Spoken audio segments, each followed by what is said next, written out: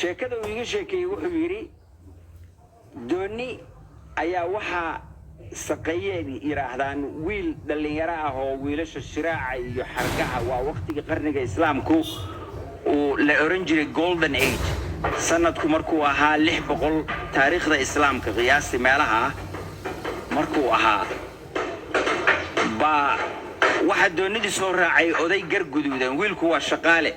tunkiisu waa intaasuu leeyahay waa 20 jir xoogsaday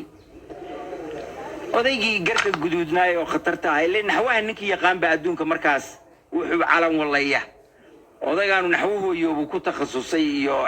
waxbuu akhriyaa waxbuu qoraa waraaqu qoraa yarkii wuxuu ku yiri wariyaay wiilow naxwaha ma taqaan yaa qulaam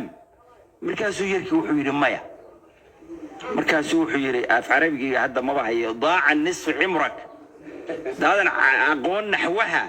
cimrigaaga barbaa tagay si uu u quursaday waa ka ag dhaqaaqay ilaahay doonidiisay u socotay darbad baa ku kacday duufaan waa jajabtay awal baloox bay doonidu ahayd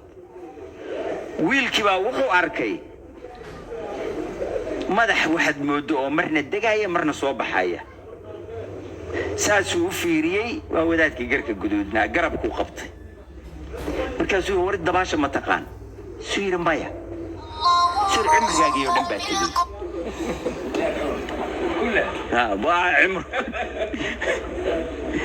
عمرقاقي ودن باتقي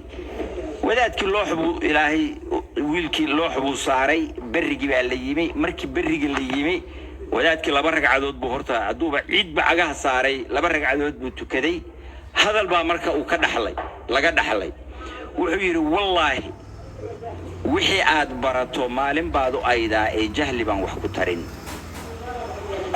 وحي آد براتو مالين بادو أيدا اي جهلي بان وحكو ترين انتي نان هذا